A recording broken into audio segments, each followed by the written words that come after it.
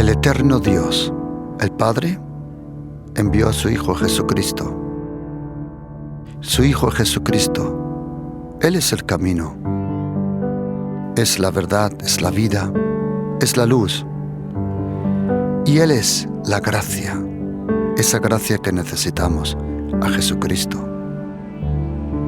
Están cordialmente invitados a este programa, La Palabra de su Gracia, juntamente con el pastor Juan Cano.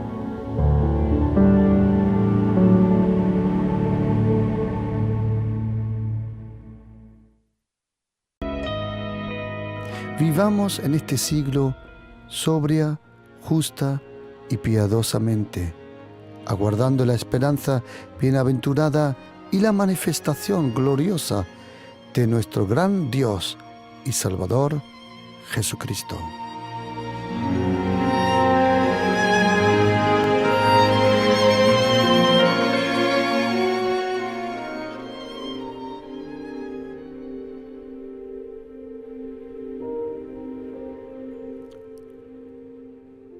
En este seminario de crecimiento espiritual bajo la gracia del Señor Jesús, hoy juntamente con vosotros, queridos, quiero coger el tema y aprender juntos cómo el Espíritu Santo nos enseña, nos guía y nos forma bajo la gracia.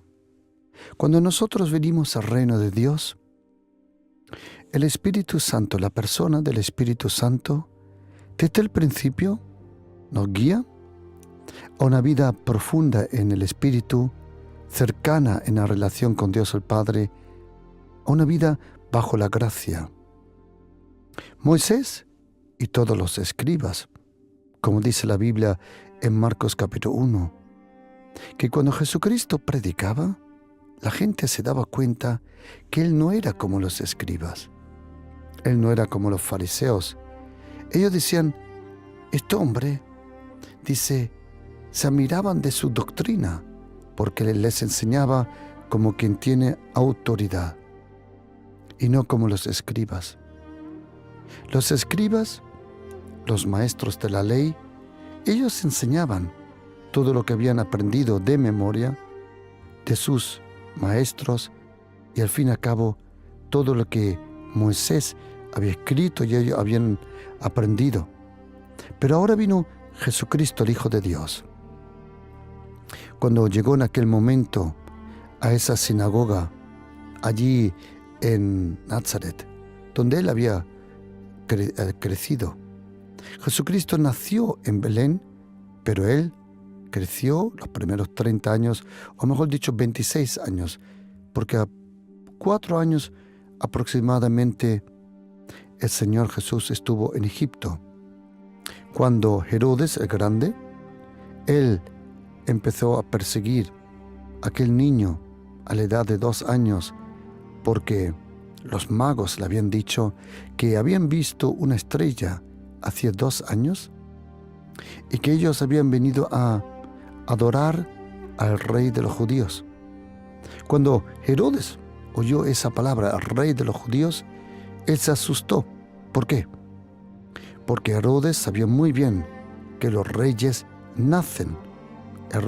Los reyes no se votan por un voto democrático. Los reyes tienen que nacer como reyes. Y Herodes no nació como rey. Él, por un juego político, se dejó nombrar por el César en Roma como rey de Judea, Galilea, Idumea y de Jerusalén. Cuando vinieron los magos, ellos preguntaron, ¿dónde está el rey de los judíos? ¿Dónde ha nacido el rey de los judíos? Herodes, con el gran miedo y temor y inseguridad que uno tiene cuando uno es inseguro, uno tiene temor.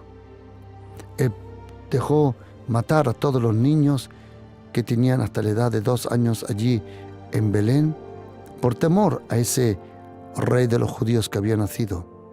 Pero el papá de aquel niño, bueno, el supuesto padre, llamado Joseph en hebreo, José en nuestro lenguaje, y su mamá María, Miriam, por una visitación de un ángel en la noche, José y María tomaron al pequeño Yeshua, al pequeñito Jesús, se lo llevaron a Egipto. Y allí en Egipto, probablemente 4 años, esperaron hasta que murió Herodes el Grande. Cuando Herodes murió, Jesucristo regresó junto con sus padres, pero no a Belén, sino a Nazaret. Allí estuvo hasta la edad de 30 años. Cuando un primo suyo, llamado en hebreo Yohanan, nosotros le conocemos como Juan el Bautista, cuando Juan, él empezó su ministerio a la edad de 30 años, Jesucristo también se dejó bautizar. Él no necesitaba el bautismo. Juan, él bautizaba para el arrepentimiento de los pecados. Pero Jesucristo no tuvo ningún pecado donde él se tenía que arrepentir. Pero él dijo, es necesario que cumplimos toda la justicia. Jesucristo se dejó bautizar. Cuando salió de las aguas, dice la Biblia que desde el cielo Dios el Padre dio testimonio de su Hijo en la tierra. Y del cielo vino el Espíritu Santo de Dios como una forma de una paloma y descansó. La Biblia dice que el Espíritu Santo descansó sobre Jesucristo. Juan Bautista, él le preguntó al Señor, Señor, ¿quién es el Mesías? Dios el Padre le dijo, sobre quien tú veas venir el Espíritu Santo y quedarse. Esa era la cosa, que en el Antiguo Testamento muchos tuvieron al Espíritu Santo por un tiempo, por una unción, por un ministerio, pero luego el Espíritu Santo se iba.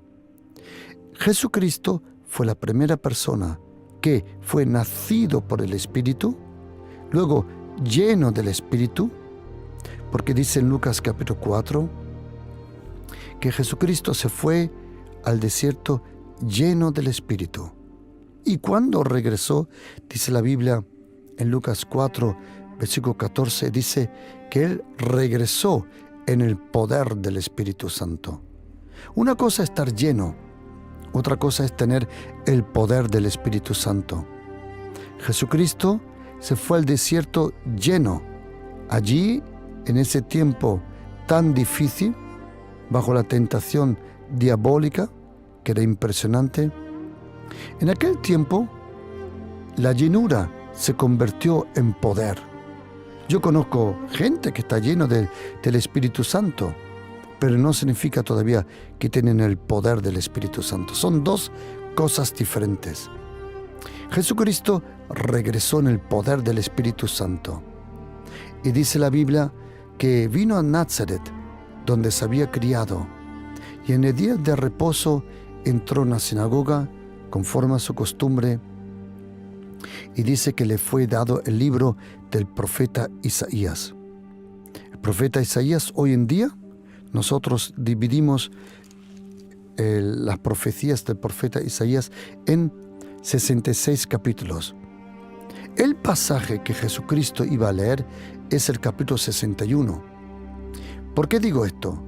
Porque cuando Jesucristo recibió de aquel que llevaba la sinagoga, el jefe de la sinagoga, cuando recibió el rollo del profeta Isaías, cuando él abrió el profeta Isaías, lo primero que se encontró fue aproximadamente el capítulo 32, 33 del profeta Isaías.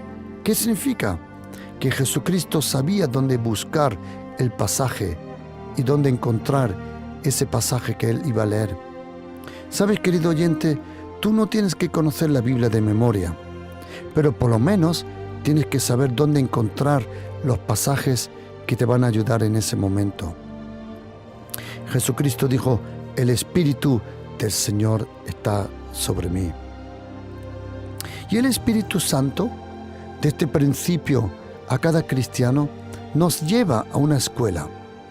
Todo cristiano que nace de nuevo, el perdón de los pecados, la salvación es el nuevo nacimiento.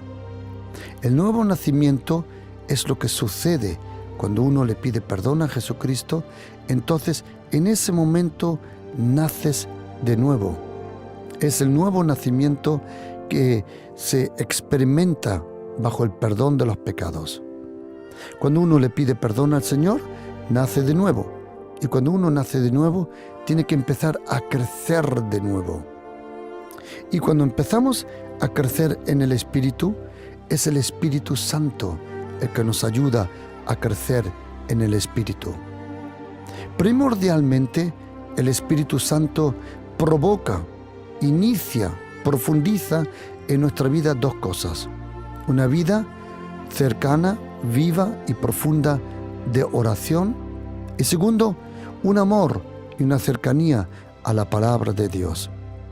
Todo cristiano tiene que tener esos dos pilares en su vida: la lectura de la Biblia y tener una vida profunda de oración. A partir de ahí sucede lo que dijo Jesucristo en Juan capítulo 14. Él dijo que cuando viniera el Espíritu Santo, Él nos iba a enseñar todas las cosas. Mas el Consolador, el Paracletos, el Espíritu Santo, a quien el Padre enviará en mi nombre, Él os enseñará todas las cosas. ¿Qué es lo que el Espíritu Santo nos enseña? Todo, absolutamente todo. En cuanto a la Escritura, en cuanto a tu vida interior, eso es lo que vamos a estudiar hoy. Porque el Espíritu Santo usa la gracia de Jesucristo. En la carta de Tito, capítulo 2, versículo 11, hemos leído que dice que la gracia que se apareció, esa gracia infinita, esa gracia eterna. En segunda carta de Timoteo dice que la gracia, en capítulo 1, versículo 9 y 10, dice que la gracia fue dada a nosotros antes de los siglos, antes de la creación, antes que existiera el pecado, existía la gracia. La gracia de Jesucristo no empezó a existir detrás del pecado. No. La gracia, juntamente con muchas otras cosas, existía antes que la fundación del mundo. ¿Por qué? Porque la gracia de Jesucristo no es un mensaje. La gracia de Jesucristo es una persona, que es Jesucristo, el Hijo de Dios. Todo lo que es Jesucristo, todo lo que Él dijo, todo lo que Él hizo, todo lo que Él ha sufrido por nosotros, su obra completa, su entrega en la cruz, su muerte y su resurrección, eso es lo que contiene la gracia. En la gracia de Jesucristo encontramos todo lo que nosotros necesitamos. Y nosotros cristianos hemos recibido el Evangelio de la gracia. No existe otro evangelio, existe el evangelio del reino que está en la gracia. ¿Por qué? Jesucristo 105 veces habló del reino de los cielos. El mensaje de Jesucristo era el reino, pero el apóstol Pablo, cuando él predicó el evangelio de la gracia es el mensaje sobre Jesucristo. Y en Hebreos 4, versículo 16 dice que nos tenemos que acercar al único trono que existe en el reino de Dios. Y ese trono es el trono de la gracia. ¿Qué significa eso? Que el reino de los cielos gobierna con el poder de la gracia de Jesucristo, la gracia de nuestro Señor Jesucristo. Cuando el apóstol Pablo le escribe a Titus, a uno de sus colaboradores, es interesante que el apóstol Pablo tenía aproximadamente 27 colaboradores, entre ellos algunas mujeres. La mujer es muy importante. Incluso la carta escrita a los romanos en Roma fue entregada por una mujer. Lo podemos leer en Romanos capítulo 16, versículo 1. apóstol Pablo, teniendo tantos hombres a disposición, es interesante que cuando envía la carta a la iglesia en Roma, lo envía por una mujer, Febe su nombre. Interesante. Y había otro colaborador del apóstol Pablo que se llamaba Tito, o Titus, como le llames. Y a ese Tito, en capítulo 2, versículo 11, el apóstol Pablo le escribe: porque la gracia de Dios se ha manifestado para salvación a todos los hombres. Tengo otra traducción en español que lo expresa muy bien, que es la Biblia textual, la 4ª edición, hay diferentes ediciones, y dice: porque la gracia salvadora de Dios se ha manifestado a todos los hombres. Porque la gracia salvadora. Ahora tenemos que saber una cosa, que esa palabra salvación o salvadora, en griego soterion, que significa restauración completa. Y no solo eso, en las escrituras antiguas griegas, algunas veces los filósofos, cuando querían expresar a alguien en un lugar seguro, le llamaban a eso soterion, o soterio significa ponerte encima de una roca, un suelo sólido. Hay otra palabra para estar en suelo sólido que se llama en griego asfaltos. En español existe el nombre también asfalto, y de ahí viene: nosotros andamos por el asfalto de una vida segura en Cristo Jesús. El apóstol Pablo dice: porque la gracia salvadora, la gracia que restaura todo, la gracia de Dios, se ha manifestado ¿a quién? A todos los hombres. El apóstol Pablo, en en Gálatas capítulo 1, versículo 15, dice que cuando agradó a Dios, es impresionante como lo dice, cuando agradó a Dios que me apartó desde el vientre de mi madre. Querido oyente, hay un llamado desde el momento que nosotros estábamos en el vientre de nuestra madre. Incluso, como dice Jeremías 1, versículo 5, dice: antes que te formara o te formé en el vientre de tu madre, yo ya te conocí, te aparté y te ungí y te llamé. Todos nosotros tenemos un llamado de Dios. Ahora después vamos a ver que Dios el Padre quiere que todos sean salvos. Pregunta: ¿quiere Dios el Padre que todos sean salvos? Sí. Pregunta: ¿van a ser todos salvos? No. ¿Por qué no?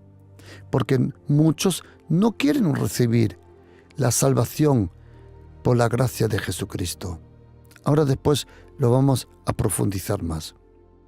Dice: cuando agradó a Dios que me apartó desde el vientre de mi madre y me llamó por su gracia. ¿Sabes qué, querido oyente? El ser humano, cuando tu mamá estaba embarazada contigo, ¿sabías que lo primero del fetus, lo primero del embrión, como se dice también en griego, lo primero que funcionó, ¿sabe qué es? El corazón. El corazón, cuando eres formado en el cuerpo de tu mamá, lo primero que funciona es el corazón. Y luego viene el cerebro, los nervios y todo lo otro. Pero primero el corazón. ¿Sabes cuántas veces ha latido tu corazón? Probablemente, antes que tú naces, ¿sabes cuántas veces? El corazón probablemente hasta 20 millones de veces ha latido en el corazón del embrión. Aproximadamente, algunos dicen más, algunos menos. Estuve mirando estos datos el otro día, pero vamos a decir 20 millones. Algunos dicen 14 millones, pero imagínate, 14 millones, por ejemplo, de veces tu corazón ya funcionaba en el vientre de tu mamá. Y hay otra cosa, que en el vientre de tu mamá hay cosas ya que funcionan, que es el oído del bebé.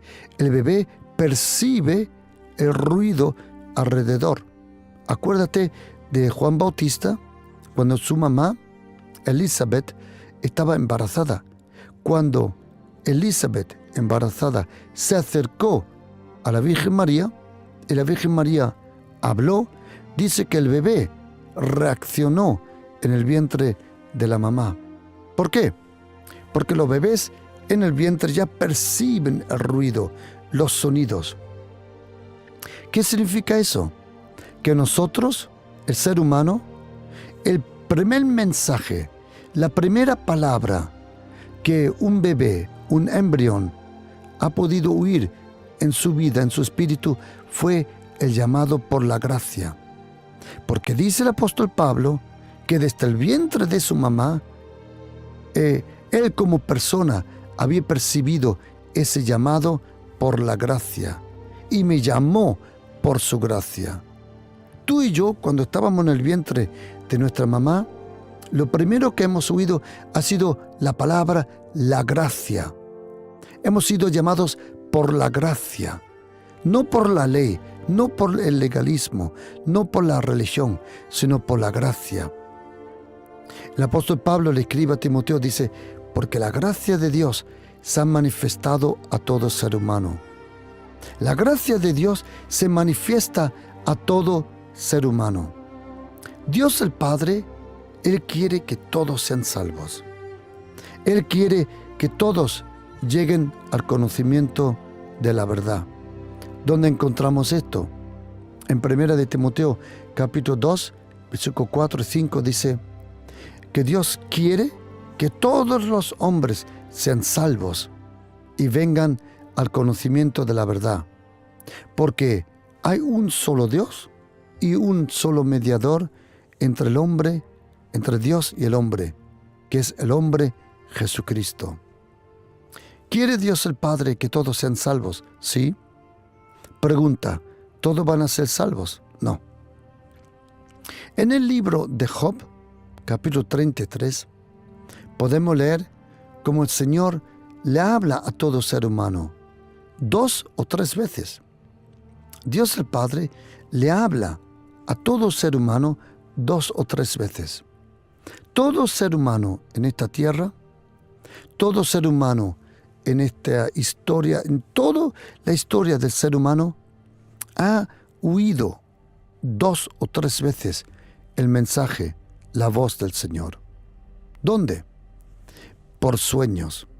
Él dice en Job 33, versículo 14. Sin embargo, en una o en 2 maneras habla de Dios, pero el hombre no lo entiende. Y luego dice en el versículo 29, he aquí, todas estas cosas hace Dios 2 o 3 veces con el hombre, para apartar su alma del sepulcro y para iluminarlo con la luz de los vivientes. Todo ser humano, como podemos leer en capítulo 33, dice que todo ser humano oye 2 o 3 veces, por sueño, dice versículo 15, por sueño, en visión nocturna, cuando el sueño cae sobre el hombre, dice, y cuando se adormecen en el lecho, entonces revela al oído de los hombres y le enseña su consejo. Qué bueno. Dios el Padre, Él quiere que todos sean salvos. Sí. ¿Pero van a ser todos salvos? Lamentablemente no. ¿Por qué? Porque no todos quieren huir a ese llamado. El Señor, por sueños, a todo ser humano, sea quien sea, todo ser humano ha recibido ese llamado del Señor. Y dice la Biblia que la gracia nos enseña. La gracia nos enseña, dice, a vivir piadosamente. Me han preguntado, pastor, usted que predica tanto de la gracia, ¿no piensa que está animando a la gente a pecar? Y le he dicho yo, ¿por qué voy a animar a la gente a pecar? La gente peca de todas formas. La gente más ni me pregunta permiso para pecar. Yo no soy el que le da permiso a la persona a pecar.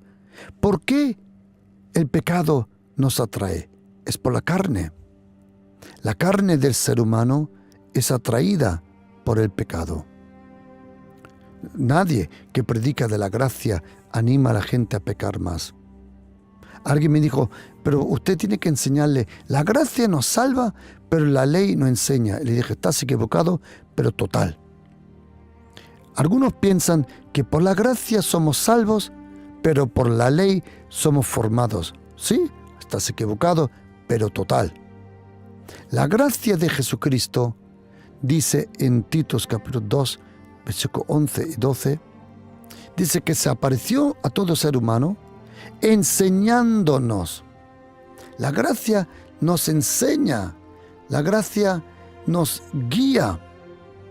Esa palabra para enseñarnos es una palabra que se usa en la literatura griega cuando, por ejemplo, me explico, cuando había una familia con muchos recursos, muchas veces los padres, ellos cogían a los hijos, pocas veces a las mujeres, pero también había muchos casos, pero principalmente en aquel tiempo a los hijos. Hoy, gracias a Dios, todos pueden tener los mismos estudios y posibilidades, y daban a esos hijos, los llevaban a un profesor.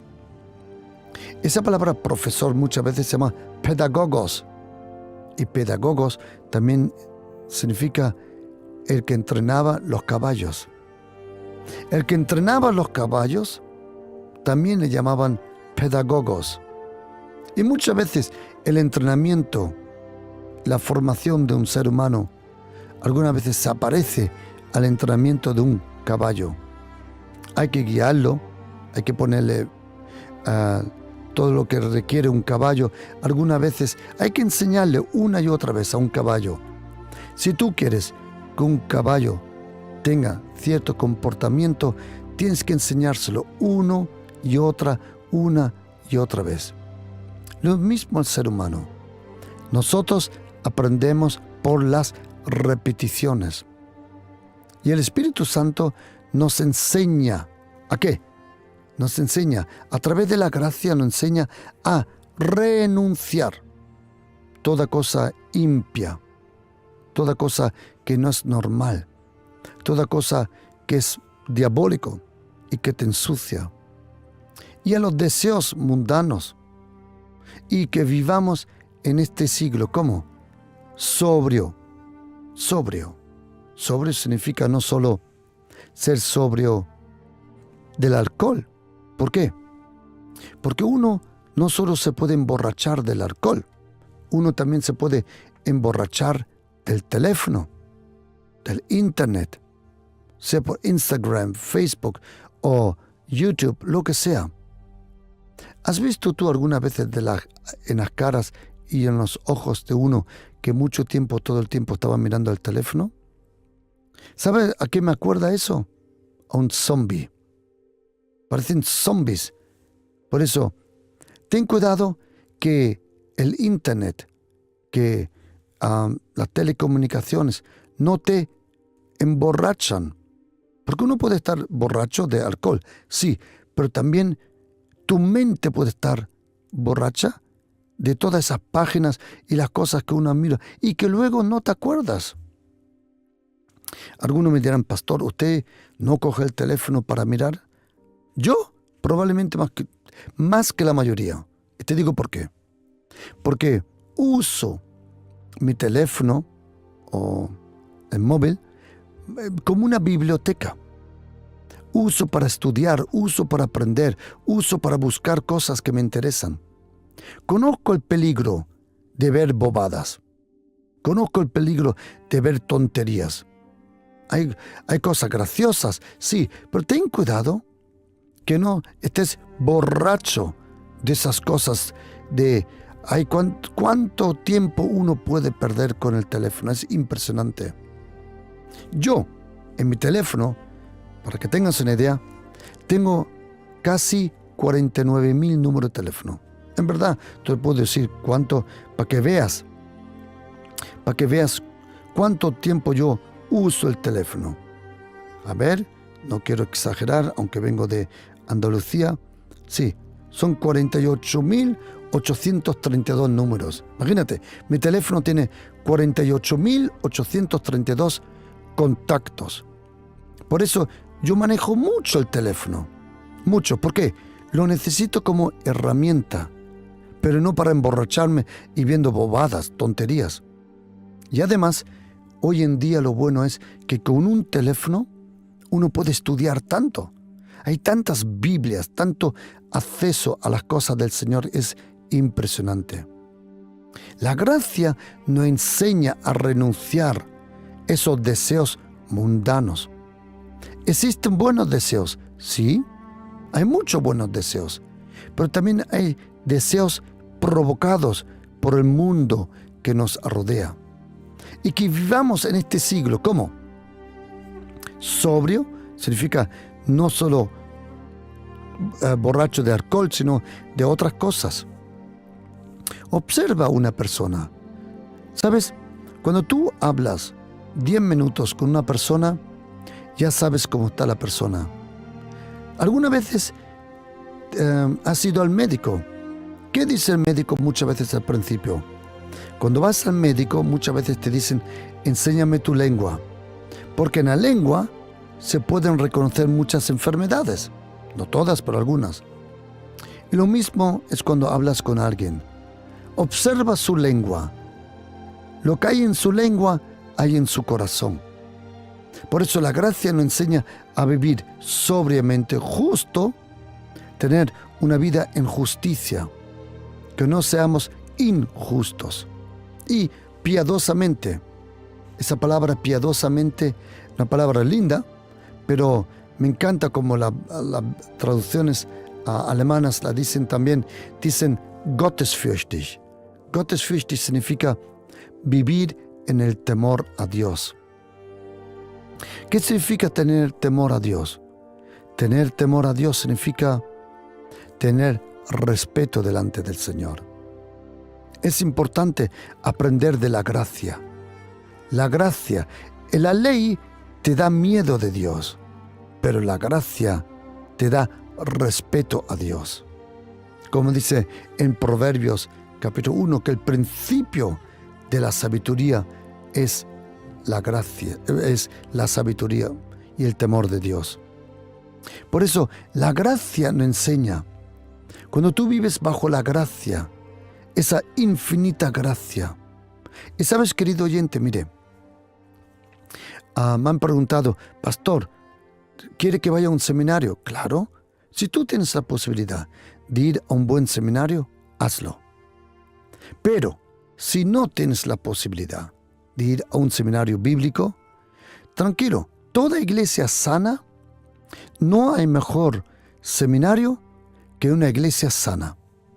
En una iglesia sana, equilibrada, bajo la gracia, es donde el lugar donde uno aprende más.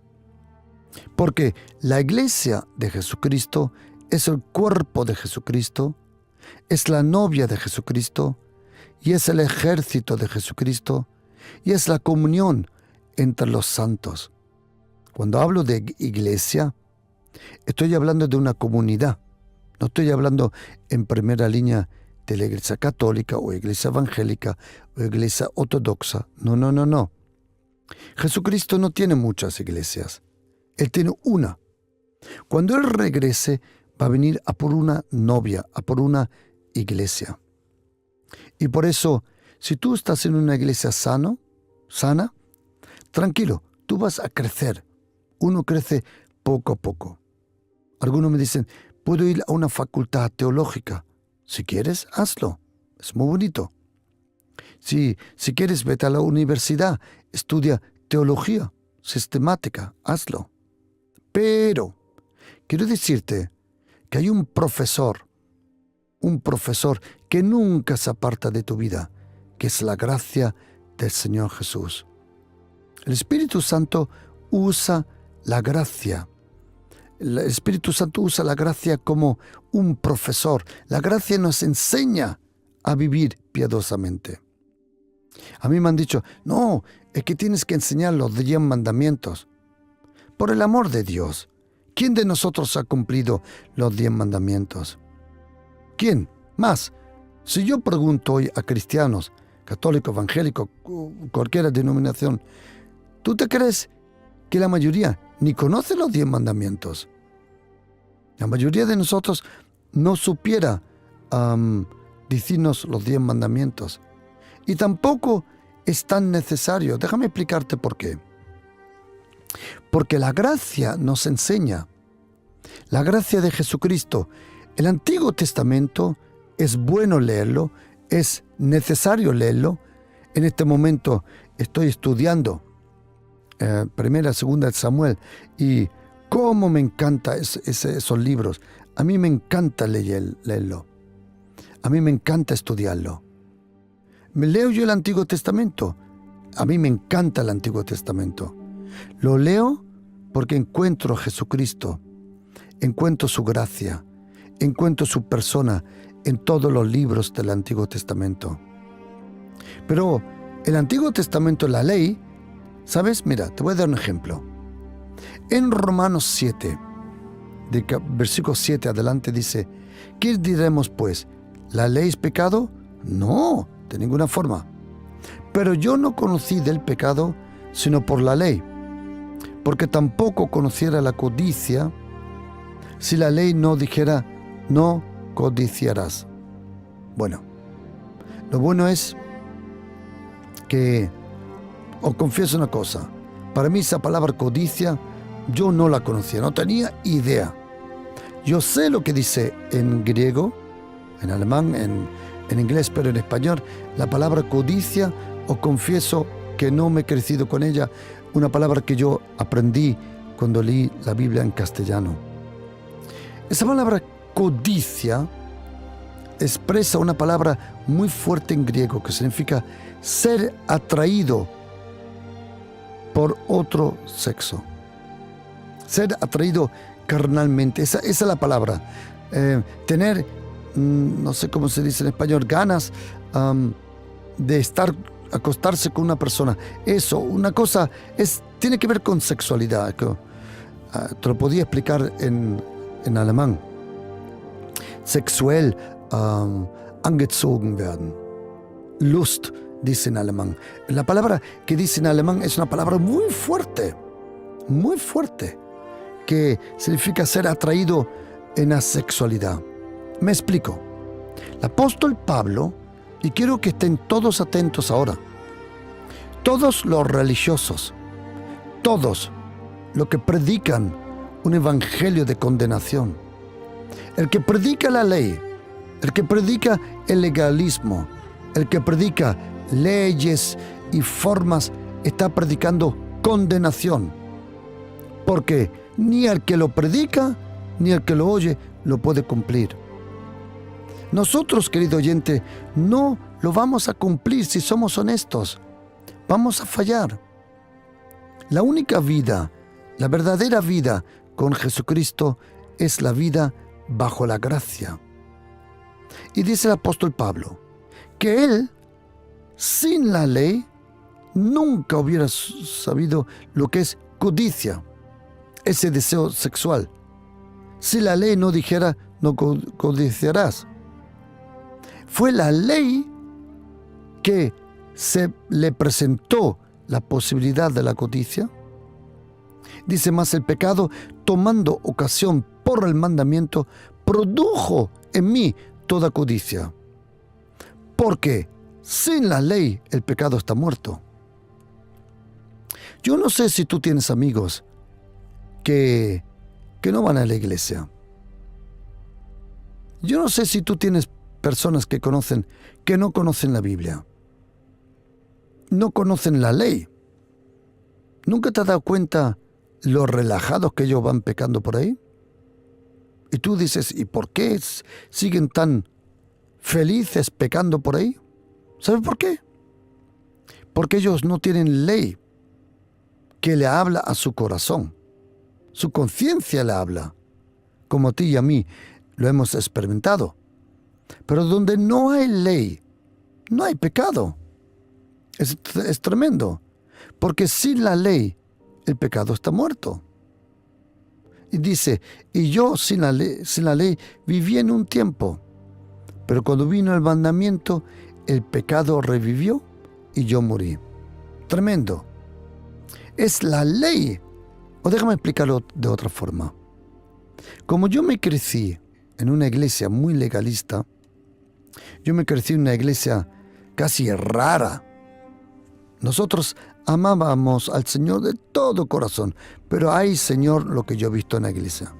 Ay, Señor, ay, Señor. Vi un legalismo impresionante. Un legalismo que hoy todavía percibo cuando voy a cierto lugar. Se percibe ese espíritu legalista. Un legalista cristiano usa el Nuevo Testamento como si fuera el Antiguo Testamento, como una ley que hay que cumplir. Querido oyente, si eres cristiano, quiero decirte de todo corazón, no vas a conseguir cumplir nada. Ni un mandamiento vas a cumplir, te lo prometo. Tú puedes cumplirlo un día, una semana, un mes, un año, pero en algún momento vas a fallar, y si fallas, fallaste en todo. La única forma de vivir con Jesucristo es vivir bajo la gracia de Jesucristo. Porque la ley no te enseña, la ley alimenta el pecado.